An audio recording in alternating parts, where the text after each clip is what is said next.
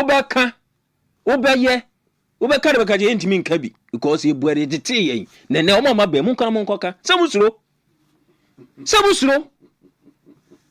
amusuro ina ye kro ne da no na nto mu nya bi to no enka wo ho saa ema nko matimi akokwan so waba ene audio document ko banga ni amount bi 2-3 weeks obekon so kra wunya bi etiniema ndc beyeye omuba na danko Akufo Addo ye reserves etimi a pesika to ho ahihye senka enya initiative ba mfama ye no mo ba ya sarata mo ba ye no na demand enkoso $1 na demand nini ho saa ana mo be pushi sika no be gu mu ana nkrofo sesae abochi sesa sika no ene demand aba no ene Bank of Ghana oni control oni sika ni bi eno odi aba bank am ye di amadwadifo no etine u rate na wo asset ne 12 no abochi se ye 14 abochi se ye 14 ni padodo sen ene betimi akosese sika no na wasan ya ba be ka kire obi se onu no kokon so no oba o metetene niema so na wo interbank rate na ade aba no eye sei na okọ onya bia nko be nko nte so chenko bete so oba nko bete so se dollar na ekosoro enti dem expense John Dramani Mahama president obetire yan ni policy a wode ba ma dollar na start ekosoro no ebeba fe na fo nsan kire ekọ ba fa so a adwadifo no ko bank be den ombenya bie we are expecting that eno ye hwe se ene ombeka ho asem edi a kire yen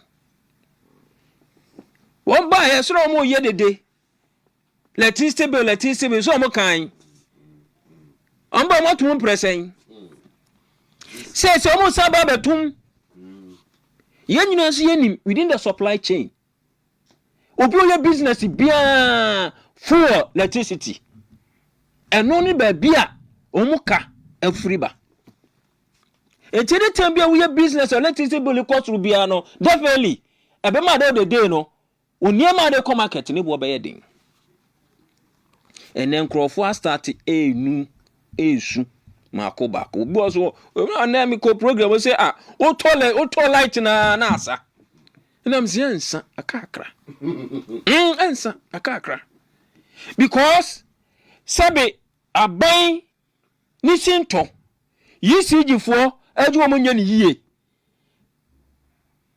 ama esinto abamu no timamufo na efa ho ka timamufo enene efa ho ka NPP e baaye yetimete electricity society maintain price ne yenum kanea ene omo se yan omo tum no matimi ama kanea na gina so sa no mo keka so omo tum ama kanea na edan egina so na one city na dafu no so na de maka so mo de yedai omo so mo de be so ama yen kanea sem no agina nya sa no mo kan omo tum no di sen omo tum sa full price ni mu no omo no kwase electricity no agi sen eni nansa mo sa betum Ghana for mamdue me magana for due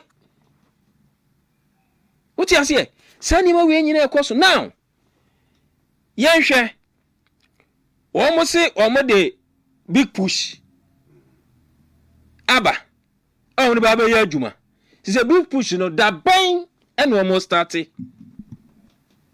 now project ahodo abandada no start ya wo ye ni nyina come to standstill no. When are they going back? Time ben and a contractors let's go back. No more cost start here, Juma. See, the construction work better apart from maybe a quarter of a frozen Kruno. Aquatia. What you say? And no crown over the not down for Akufo machine, ya drip machine or cover by ye. And I'm not going to do one, money do on a mother down Crawford, no more to Aba, Edia Mammo. They say me craminia, says, or more to quote tell a good so dear, I don't know.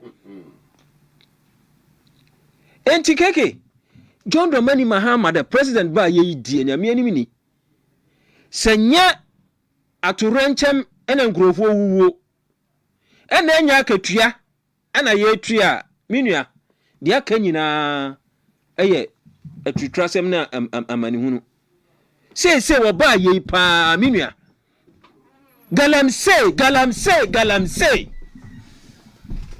ensamo ekoso eni nsamo ono ankasa wo kan ye ejina campaign platform so kan ye kire Ghana fo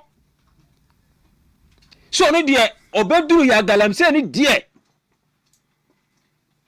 ebi nkoso Ghana ba mu ene eba ne sen ene ye kwoni echi galamse ye pagya machine ba ko a 1.5 billion wan ko tua ye de ko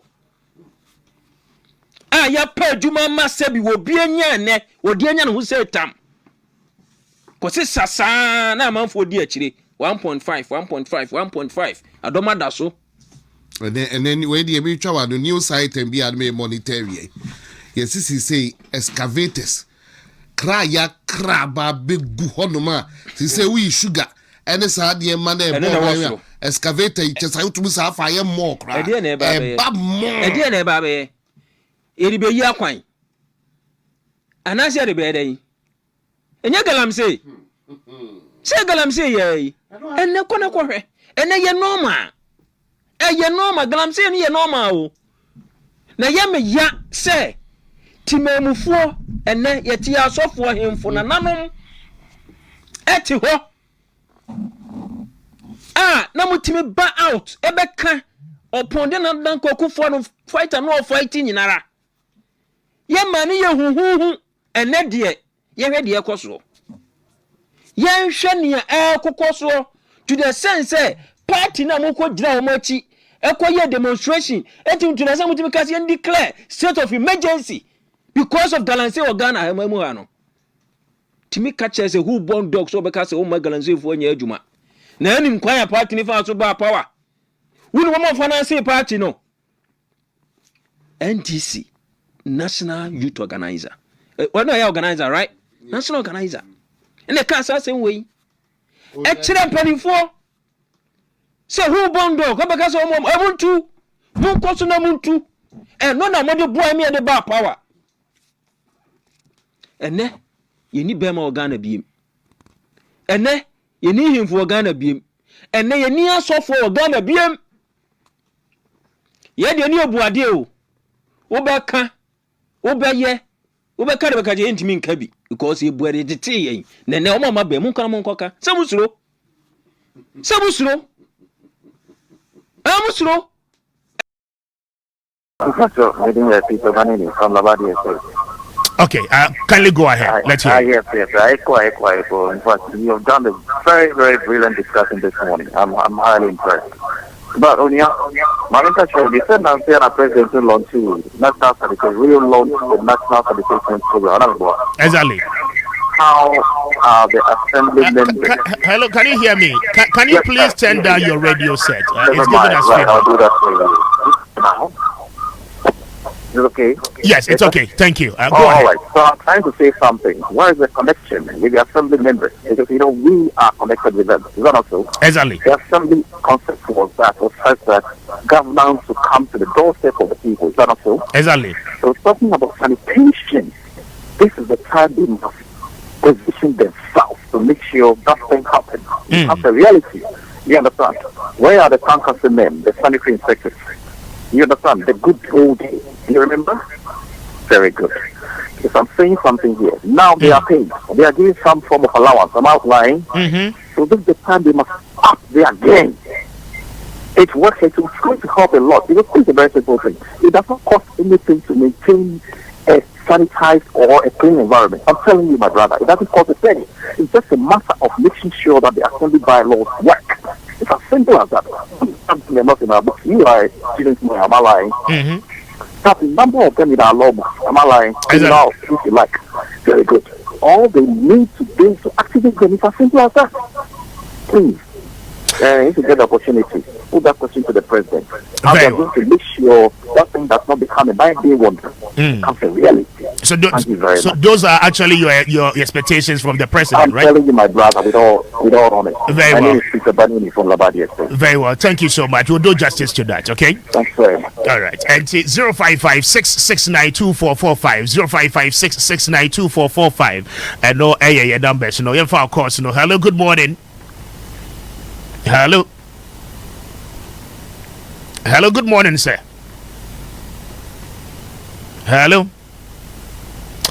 So unfortunate one and 0556692445 0556692445 na yempeke o course no. Hello, good morning. Morning, speaker Mafachi. Mejo so dia pacha odi de se okasa free he. Me bibi and me fefe kufudia new job is that. Mami nti on free ko for dia. You minia. Me da masene ma fa moye. Me de me hi asem nyina ni se. Mpese uni captain mo moye area political show why. Ani mo poni fo no nkasa. Yemma mo area political show ho. Ani. Ehia yempa anopa wi program me meeting mu station no biwa kwose na anopa bio. Political shows amu ye nyina me sheda amfili enti mo moye bi. Enti woni mo poni fo no nkasa moye ehia me pa. Ya je empa fo ni tie mo enti you betu ho anamo why? You. Thank you. 0556692445 0556692445. Hello, good morning. Good morning. Yes, sir. Operating Pacho didn't baby akasa free. Speaker.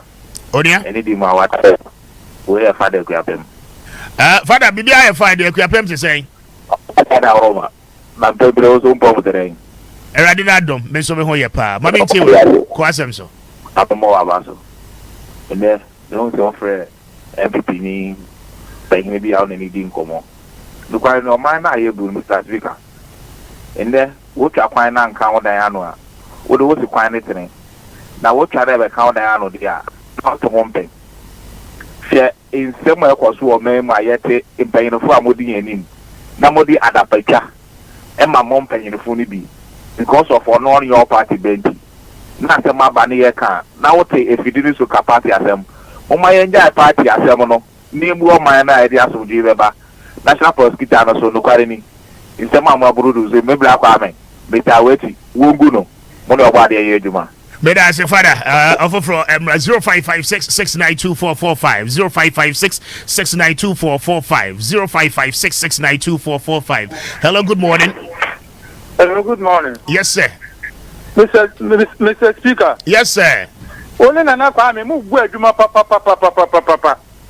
Yeah, that's it. Isaac Kaswa peace town. Isaac Mami Joe Africa so. Uncle. 24 hours economy or the 24-hour economy in Ghana you betumi aye. Wofa. She Nigeria ne bo buenu so. Ahama 4 o'clock, 5 o'clock na Ghana ni da.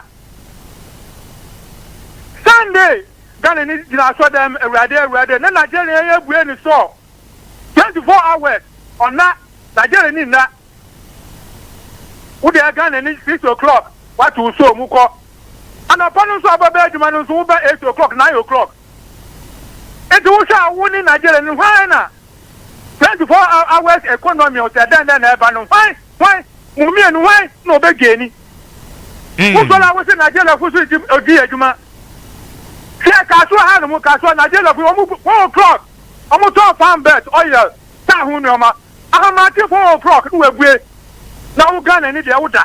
It's 9 o'clock and about 10 o'clock. And then we so. O cost ho kwanso afi no be prap. From Mahamanu so that 24 hours ekona mo bian for price and so. They are quadruple pa. Made us your phone to us. Why? 0556692445 0556692445. Now, Aqua, we have a radio, so I've heard Jabitum. Now, come jam with Nabekawa. Hello, good morning. Good morning, Mr. Speaker. Yes, sir. Okay, you did this. Okay, free. Yeah, very good. Yeah, because that's for Sino. Mammy, you feel Sino. Sino, what kind of pay there? Oh, Sino, I have a na asem ga kre bi am pese me kan se yesra ye ma pani John Mahama onya kokuduro no fa nya adwuma no Dedi a NPP for year de more of your own. Only the Yakuku